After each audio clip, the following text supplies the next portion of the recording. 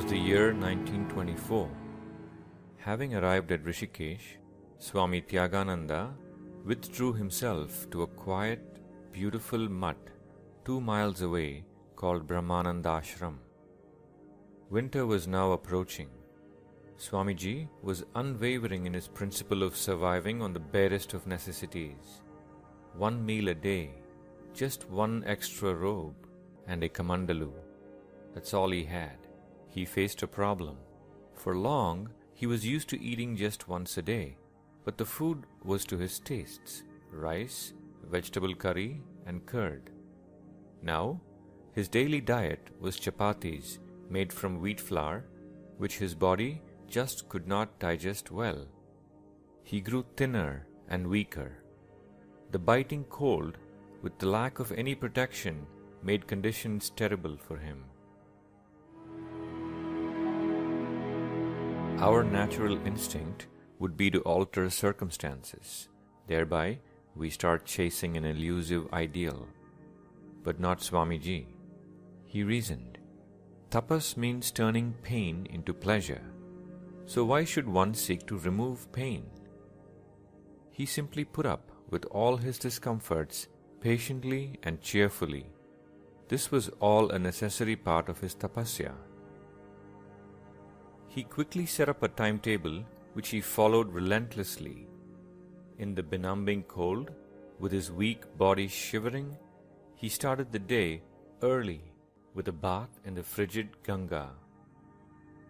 At a nearby library dedicated to Swami Sri Ramatirtha, he plunged into reading. He exhausted all spiritual volumes written in Sanskrit, English, or Hindi, including books on Buddhism, Christianity, and Islam. Being an ardent lover of nature, and partly for physical exercise, he included long solitary walks into his daily routine. The Himalayan splendor had a magnetic attraction on him. To best understand Swamiji's love of nature, let us peek a few years ahead and see what his disciple Swami Chinmayananda had to say. As I walked with him along the way, he would stop and point out the majestic scenery. "Look at those clouds, Chinmaya. So beautiful is all of nature," he would exclaim.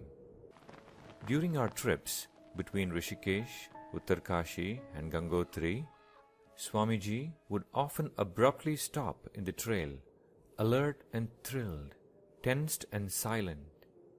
I watched him, lost in wonder at the snowy peaks, aghast at the thundering laughter of the Ganga.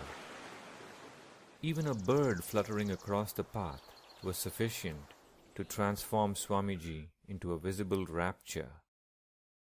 At these times, he would stand still, bathed in a vivid glow of joy, whispering silently his homage to the Creator.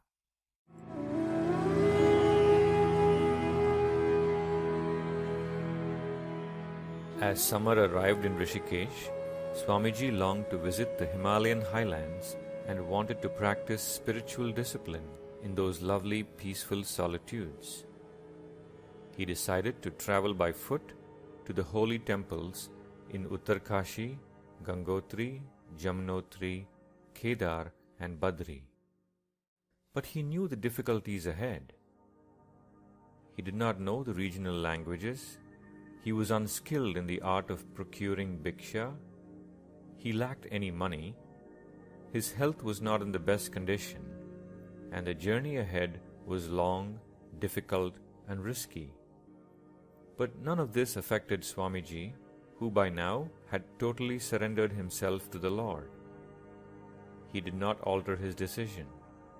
And once again, the Lord was there for him. Sri Raghavacharya, a close friend, presented him with a small sum of money and forced him to accept it. He also helped him secure various facilities for travel and stay. Swamiji set out for Uttarkashi. He would spend the rest of his life traveling throughout the Himalayan region. Swamiji's beautiful experiences are described by himself in the book titled Himagiri Vihar, or wandering in the Himalayas.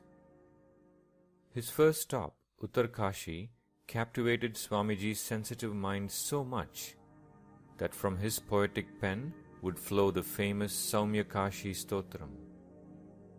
Writing about this place, Swamiji says, "Into that holy presence of Lord Vishwanatha, Uttarkashi or Saumyakashi, I came for the first time in April 1924. The Himalayas seemed to welcome me, a newcomer to his home, with peals of thunder and showers of hail and ice. I was overjoyed to find the low clouds spread around me like a canopy. The beautiful rainbow that looked like an arched doorway, the banks of the river Ganges, solitary forests full of divine beauty.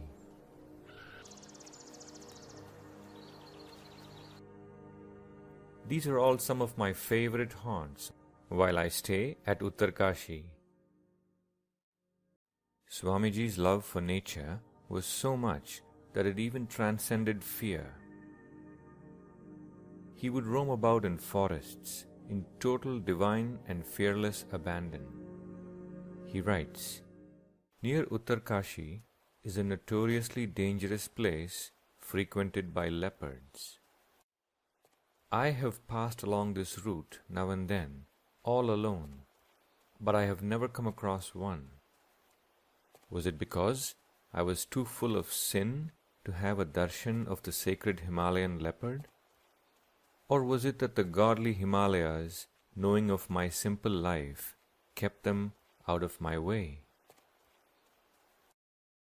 After spending 3 weeks at Uttarkashi, Swami Tyagananda reached Gangotri. He stayed there for a week, absolutely immersed in the spiritual magnificence of the Ganga and the natural beauty of its Himalayan setting. He continued by foot to Kedar and Badrinath, and eventually returned to Rishikesh to continue his sadhana. Yes, there were numerous hardships encountered during this trip, but all were overcome thanks to his total faith in the Lord and the ability to see Him as the essence of nature. In his own words, "Now, what is this beauty of nature? It is the same as the divine beauty. Apart from Brahman, nature has no beauty. Even as Purusha and Shakti are inseparable, Brahman and Prakriti are indivisible. He who has realized God finds Him everywhere and in everything. Nothing is except Brahman. Brahman appears under different names and in different forms, and nothing else.